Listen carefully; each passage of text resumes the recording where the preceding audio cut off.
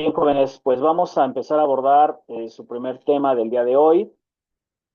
Si bien ya tienen ustedes en su plataforma el video explicativo sobre las nociones generales del derecho, vamos a abordar algunas cuestiones aquí ya meramente eh, de conceptos básicos, ¿verdad? En este sentido, bueno, les voy a hablar el día de hoy sobre la parte introductoria de nuestra asignatura, que es Introducción al Estudio del Derecho, y corresponderá a una parte visión orgánica y sobre todo sistemática de lo que es el derecho. En esta cuestión, entendemos que los individuos siempre nos vamos a regir bajo estatutos de reglas sociales. Una condición básica del ser humano siempre es que va a tender a socializar ante el grupo. Siempre va a tender a tener una visión humanista, una visión en donde tenemos que tener relaciones humanas. El hombre, desde luego, a lo largo de los años, en la vida conmutativa, siempre será un ser que trabaje en sociedad, en colectividad y de la mano de su cultura, ¿no? Es muy importante que las sociedades tengan cultura. ¿Para qué? Para que nosotros construyamos lo que hoy conocemos como las polis, ¿no? Las ciudades, en este caso. Algunos conceptos básicos, bueno, partirán de la idea integral de por qué surge y nace el derecho, y que en este caso, bueno, el orden parte de tres aspectos importantes o fundamentales, que es el orden normativo, el orden social, el orden ético, para que nosotros entendamos cómo es que el derecho tiene que regirnos en una conducta recta, en una conducta hasta cierto punto eh, normativa, de carácter científico, de carácter jurídico, no nada más en la parte de reglas y sanciones. Lo que es la parte del orden normativo, decíamos que el derecho siempre va a partir de una norma jurídica y que la autoridad que está conformada por el Estado y el poder público, el poder político, pues abarcará este principio esencial, ¿no? En lo que el orden, o sea, en cuanto al conglomerado de normas, partiendo de qué, de las leyes, de los estatutos, de los reglamentos, los bandos municipales, entre otros, otro conglomerado de escritos. Por otro lado, tenemos aquí que para alcanzar el primer punto, pues, el segundo punto siempre va a abarcar una cuestión social. Como lo dije al inicio de la sesión, nosotros siempre vamos a estar en esa entera necesidad de socializar con otros individuos, pero también en esta parte de la socialización necesitamos que orden, necesitamos normas. El tercero, bueno, se referirá al bien actuar, es decir, la cuestión ética va muy de la mano con la norma jurídica, pero de acuerdo a esa forma de bien actuar que yo debo tener con respecto de mis semejantes. Por lo tanto, en este sentido, el derecho también tiene que regular al Estado mismo para que también participe en las tres condiciones que acabamos de abordar, ¿no? Tanto un Estado normativo, orden social y orden ético, y que se conoce como el Estado de Derecho. Ahora bien, recordemos que nosotros los seres humanos, al estar en compañía de nuestros semejantes, pues vamos a tener siempre esa latencia de pues, que surjan conflictos o fricciones, ¿no? A lo mejor por la manera en que pensamos, por la manera en que nos conducimos con respecto de los demás, que de repente ahí ya no me gusta cómo opera mi comunidad, por ejemplo, ¿no? Entonces, esos fricciones y esos conflictos pues desde luego tienen que tener una autoridad necesaria. ¿Para qué? Para que se regulen y sobre todo se subsanen. El derecho surge como esa autoridad de carácter social, de carácter jurídico, para evitar sobre todo el uso de la fuerza, ¿no? En la fuerza de la fuerza primitiva que antes se operaba en las sociedades antiguas. Y sobre todo que regule esa convivencia, ¿para qué? Para que dentro de su misión nos señale a cada uno de los intervinientes en una sociedad cuáles son sus derechos, pero también qué facultades no otorgar. Asimismo, las obligaciones a las que yo estoy sometido con respecto de mi comunidad, pero también del Estado mismo.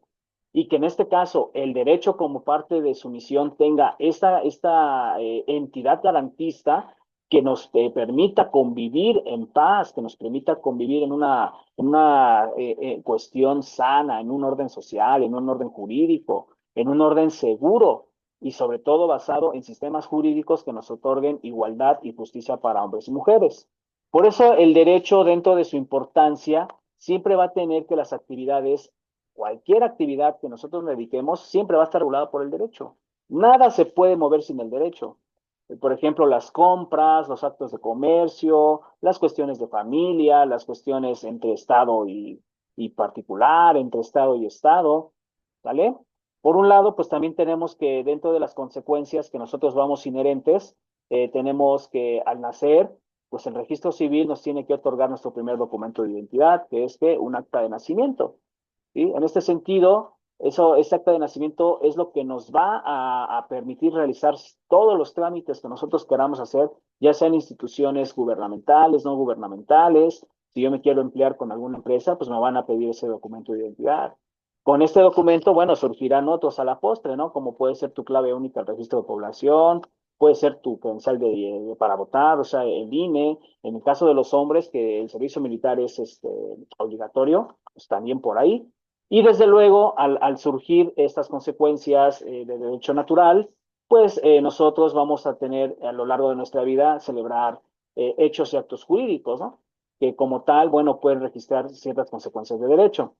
Pero al final del día nosotros vamos a tener que morir, o sea, es una ley natural de la vida misma, que el individuo agote su extinción dentro del plano terrenal, y desde luego nosotros podemos emitir antes de la muerte pues, un documento hológrafo personalísimo que se llama testamento, el cual puede o debe surtir efectos pues a raíz de la muerte de la persona que ha celebrado ese acto jurídico, ¿de acuerdo? Bien, el derecho, desde luego, si bien va a regular a las personas físicas, es decir, a nosotros los individuos, pues también va a regular a otros entes jurídicos llamados personas morales, ¿no? Que como concepto básico es ese conglomerado integrado por personas físicas para lograr ciertos fines, ¿no? Ya sean lucrativos, no lucrativos, fines a lo mejor altruistas, pero que en este caso el derecho también al ser un carácter omnipresente, pues va a establecer como objeto claro y conciso las reglas del juego, ¿no? O sea, nada puede estar sin reglamentarse. En este sentido, al llegar al concepto del derecho, entendemos que por una característica bilateral, nos va por un lado a conferir facultades, pero también va a imponer deberes, va a imponer derechos, obligaciones, de las cuales siempre nosotros vamos a tener esta cuestión de, de obediencia, ¿no? Siempre de obediencia. O sea, es decir, no nada más se trata de exigir mi derecho, sino también de cómo me estoy comportando respecto de mis autoridades, ¿no? Ahora bien, en este sentido, la misma norma del derecho deriva del vocablo en latín que significa directum, y en este caso significa dirigir, encaminar pasos. El concepto siempre se va a dirigir a la forma en que nos va a educar el derecho mismo en una sociedad, y desde luego tiene que estudiar las conductas sociales para que nosotros en este sentido entendamos por qué se crean esas normas sociales, esas normas jurídicas, y desde luego que el Estado mismo te las va a hacer coercibles, coactibles, y desde luego, si tú las desobedeces, ¿qué pasaría? Vas a tener, en este sentido, una falta de castigo, más bien, una sanción. Y como parte de esa obediencia o falta de esa obediencia, vas a tener que un castigo. Desde el punto de vista doctrinal, recordemos que el derecho siempre va a ser ese conjunto de normas jurídicas dirigidas a quién, al sujeto de derecho, es decir, a nosotros los ciudadanos, para regular la conducta de los individuos en una sociedad. El derecho como norma, desde luego, va a derivar siempre de las cuestiones naturales. Por eso referí la parte del alumbramiento, del nacimiento. ¿Qué pasa con un ciudadano que nace? Pues tienen que expedirle su primer documento de identidad llamado acta de nacimiento. Y desde luego, del propio derecho natural van a resultar o emanar todas las leyes, tanto naturales y desde luego las leyes sociales. El derecho como tal siempre va a depender de una norma, de una regla. ¿Para qué? Para que el Estado la imponga a los ciudadanos y regule esa sana convivencia de la sociedad. Aquí es donde nosotros vamos a tener el surgimiento del derecho mismo. Por lo tanto, la justicia puede haber muchas cuestiones semánticas ambiguas de lo que es la justicia, ¿no? Y que a lo largo de la historia ha tenido diversas características.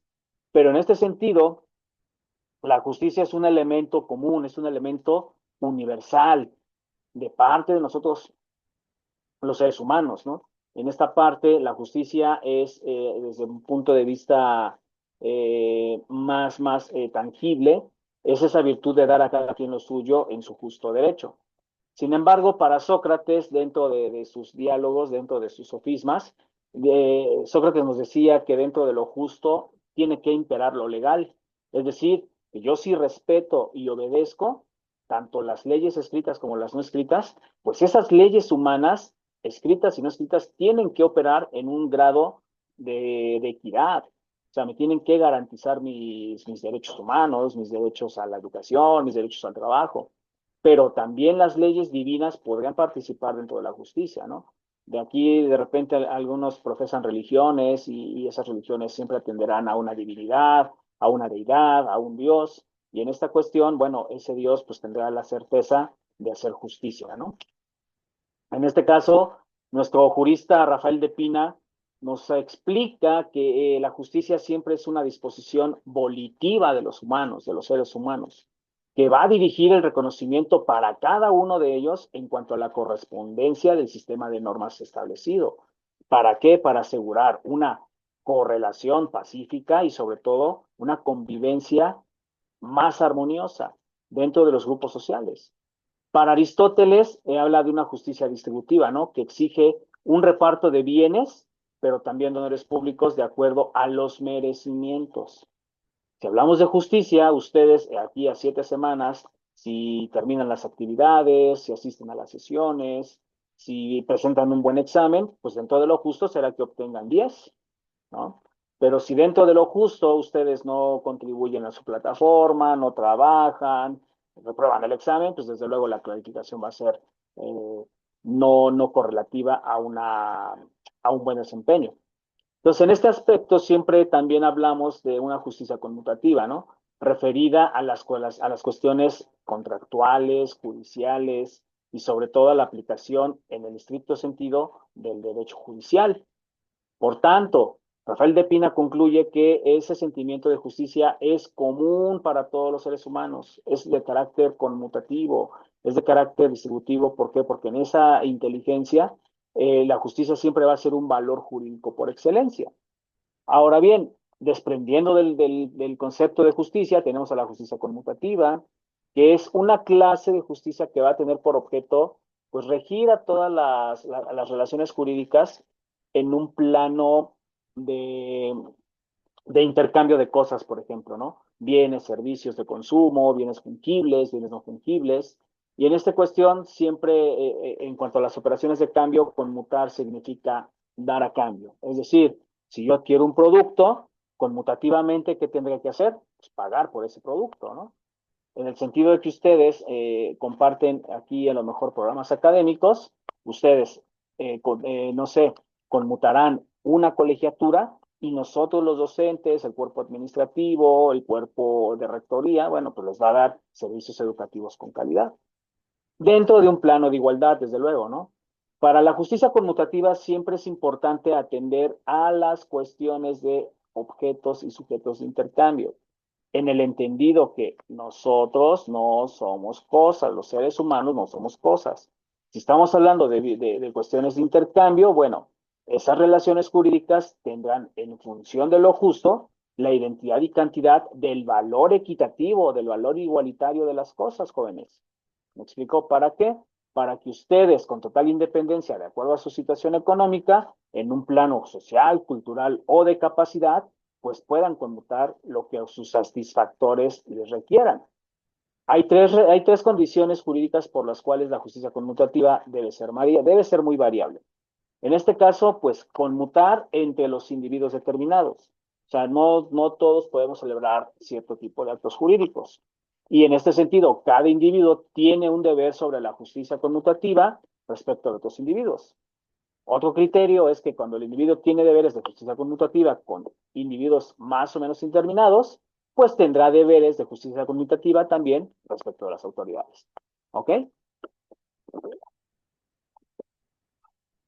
Ahora bien, la justicia distributiva va a tener este régimen de relaciones jurídicas establecidas entre lo debido por la colectividad a la que pertenece un individuo, pero por lo tanto en la proporción de cosas, bienes, servicios y cargas que la colectividad debe repartir. Aquí, por ejemplo, podríamos estar hablando de los programas públicos, así de simple, ¿no? El gobierno capta impuestos para que esos impuestos sean destinados a programas sociales. Es decir, dentro de lo conmutativo, yo, ciudadano, tengo la obligación de contribuir al gasto público a través de los impuestos, pero también el gobierno me va a imponer bienes, cargas y servicios para repartirlos distributivamente y equitativamente en una comunidad. Por lo tanto, la justicia distributiva sí va a tomar en consideración cada elemento particular del miembro de la sociedad. Es decir, los impuestos se pueden distribuir de manera distributiva, de manera proporcional, para que en el plano conmutativo y en el plano equitativo nosotros destinemos ese gasto público ¿a dónde? A los servicios, a los programas sociales.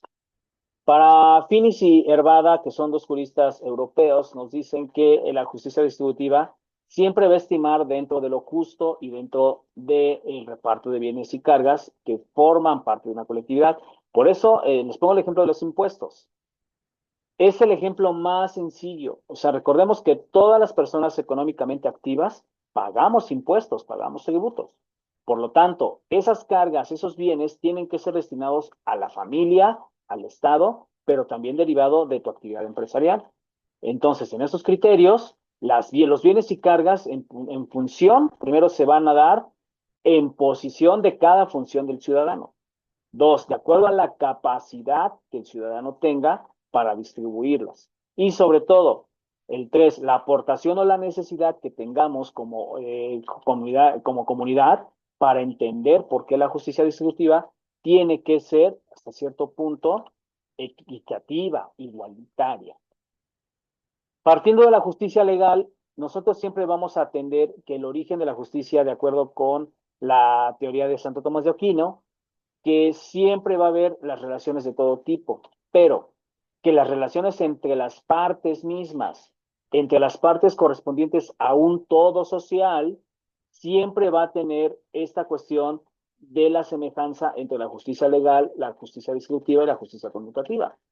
La justicia legal siempre va a orientar hacia el todo, es decir, nosotros siempre vamos a estar en un plano de igualdad.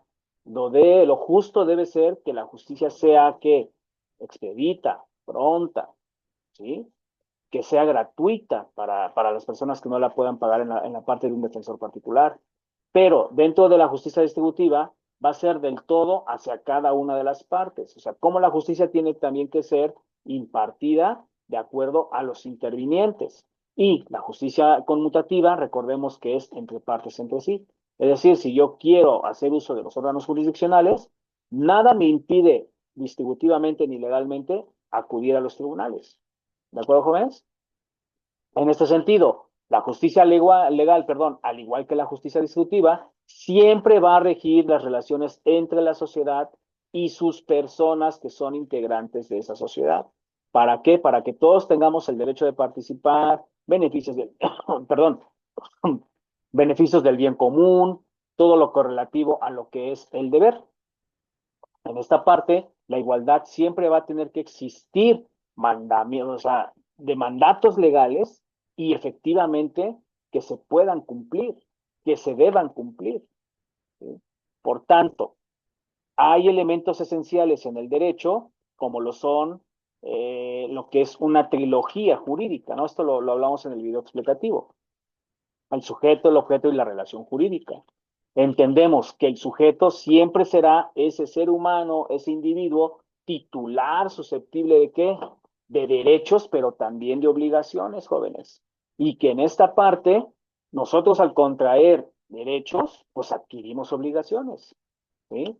Por otra parte, tenemos que dentro de los sujetos del derecho hay un sujeto activo que es el titular facultado por la ley y el sujeto pasivo será el beneficiario de cuyas prestaciones se pudieran derivar esos cumplimientos en su favor, como por ejemplo lo acabo de referir, el Estado, ¿no? Nosotros como sujetos activos tenemos la facultad, tenemos derechos concedidos por la ley, pero también tenemos obligaciones a contribuirles al Estado mismo. Y el Estado, como sujeto beneficiario, pues tiene esa obligación en cumplir en favor de determinadas prestaciones de acuerdo a los ciudadanos. Por eso el sistema jurídico te confiere derechos, te otorga derechos, pero también te va a dar esa adquisición de las obligaciones. El objeto, desde luego, es ese poder que tiene el sujeto para determinados fines y sobre todo exteriorizar lo que le da la vida jurídica a las relaciones sociales en los individuos. Es decir, esa relación jurídica que es un vínculo estrecho entre el acto jurídico y bueno, las cuestiones que generarán esas prestaciones del deber.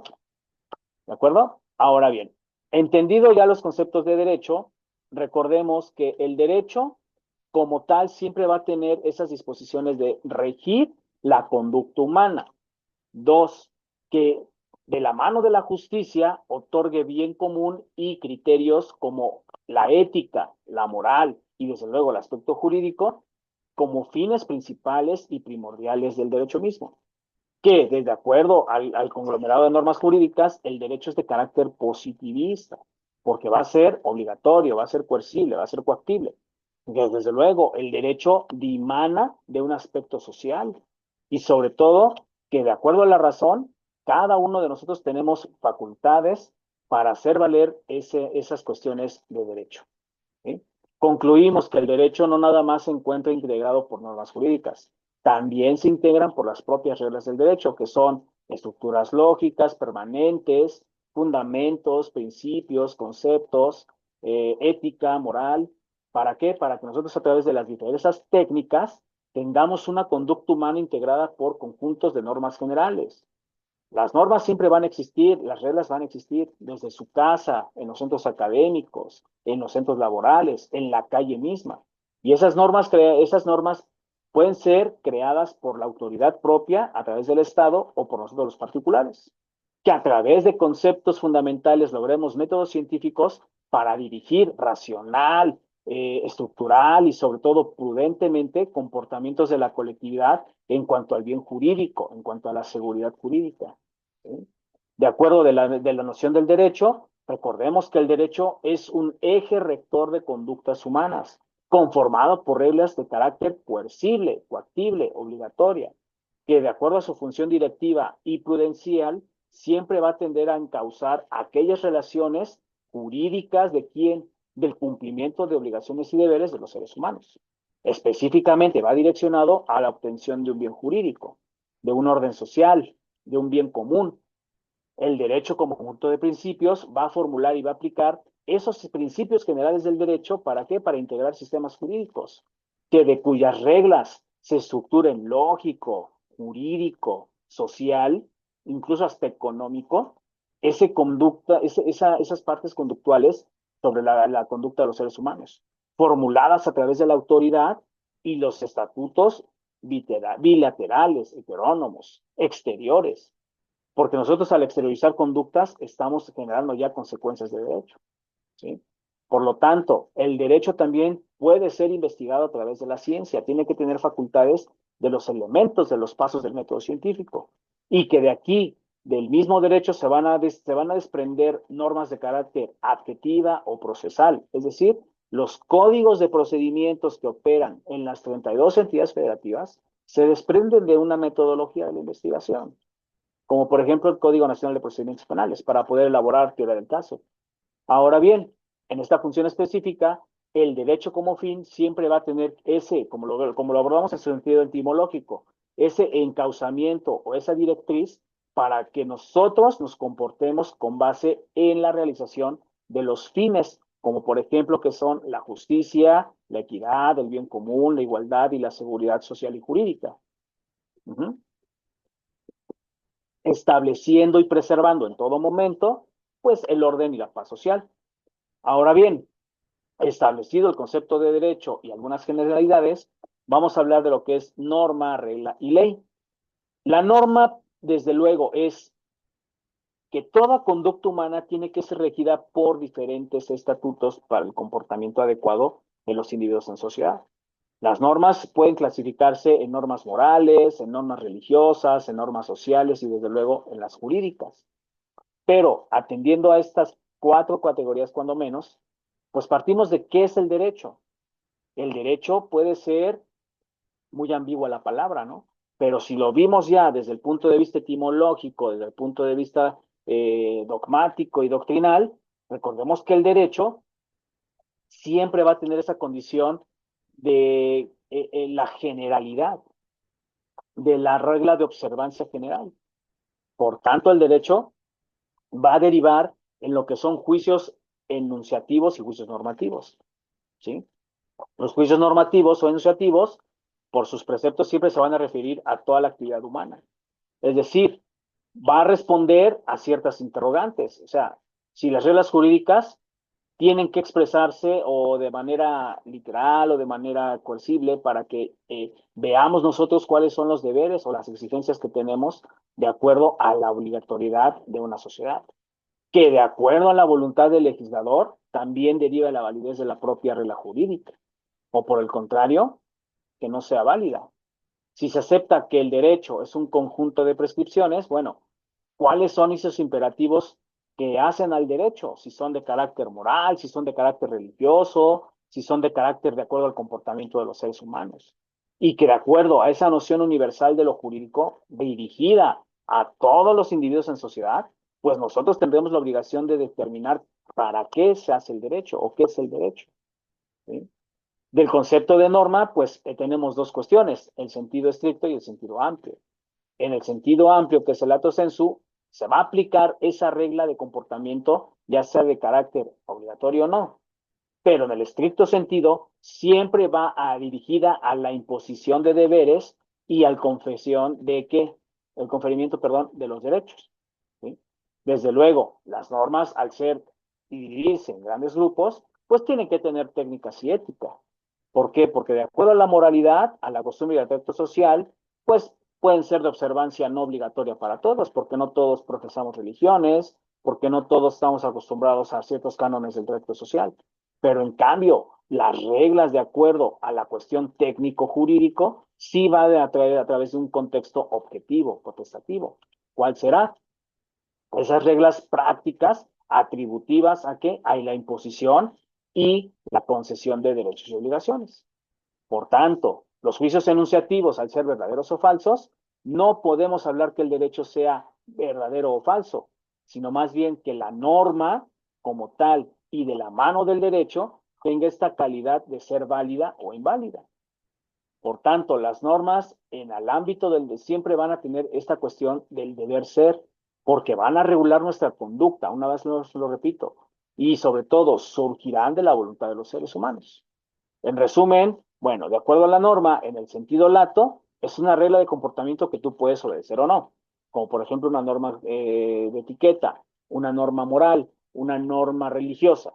Pero en el estricto sentido, al establecer la norma misma, deberes y establecer derechos, obviamente la tienes que respetar sí o sí. Por eso el concepto de ley natural nos dice que los juicios enunciativos van a estribar en que la persona por naturaleza es un ser social y que para poder vivir tiene que crear como ente necesario las normas para que de manera cotidiana la misma naturaleza del ser humano tenga esa ley que fije su conducta en diferentes ámbitos. Las normas, como lo dijimos ya en un principio, son de carácter natural, van atentando a qué? A las malas prácticas, ¿no? O sea, si tú tienes malas prácticas, no puedes ser sujeto en una sociedad armoniosa. Por lo tanto, la naturaleza del ser humano siempre derivará en una norma natural. Por tanto, el derecho natural siempre va a tener esa naturaleza humana, no la voluntad del legislador. En cambio, cuando estamos hablando ya de las cuestiones interrelacionales del derecho objetivo con el derecho subjetivo, ahí sí la voluntad del legislador podrá establecer en la distinción del derecho, pues ese acuerdo ya del comportamiento del hombre sancionado por el Estado y que el derecho natural, el hombre crea sus normas de acuerdo a su conciencia, apegado a lo que yo estoy sintiendo por dentro, ¿sí? En cambio, dentro del deber jurídico, se definen a los juicios normativos como esas reglas de carácter necesario imperantes, de una cuestión coercible, coactible, que te van a imponer deberes, pero a su vez te van a conceder derechos. De otra forma, siempre que nosotros hablemos de deber jurídico o del deber social, es que nosotros como individuos somos obligados a realizar ciertas conductas, que las podemos omitir, por supuesto, pero que la conducta, si es omisoria y está prohibida por la ley, el derecho te va a sancionar.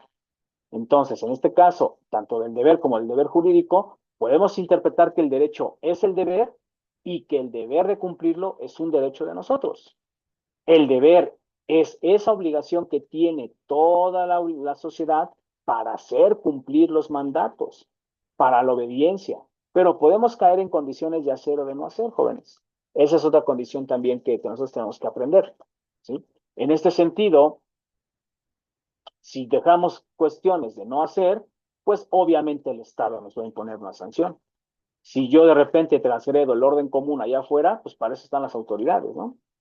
Entonces, de acuerdo a los conceptos de deber y deber jurídico, recordemos que el derecho va a regular siempre el ámbito conductual de los seres humanos a una sociedad, pero que esa sociedad debe de estar regida por sistemas jurídicos, sistemas sociales, y desde luego a través del orden público deberá estar ordenada.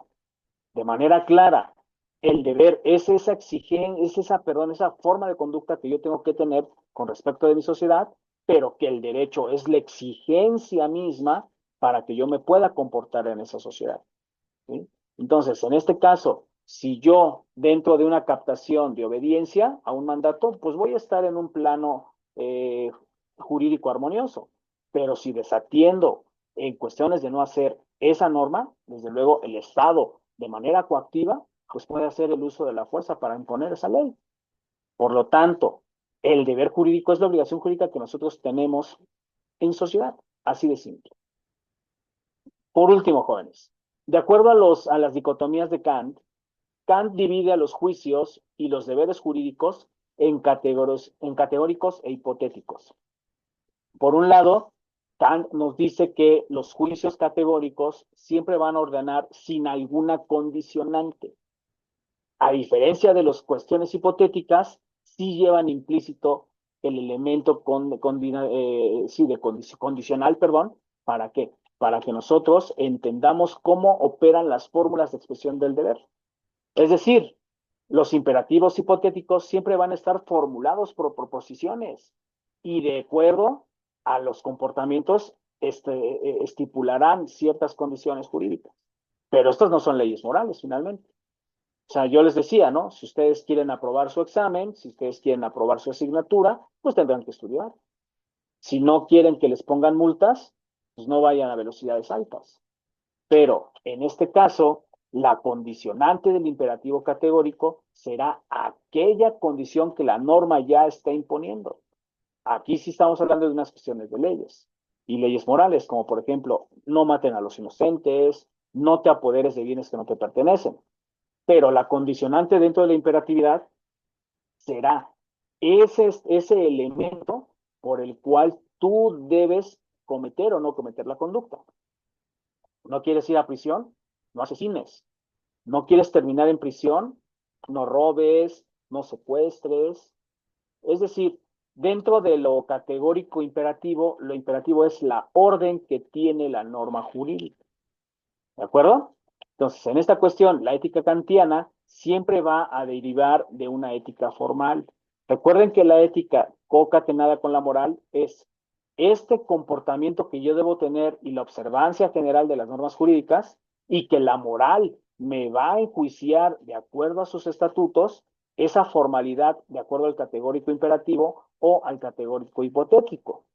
Por tanto, la ética de Kant no es, hasta cierto punto, no establece lo que debemos evitar, porque al final del día siempre tenemos que actuar respecto de las leyes.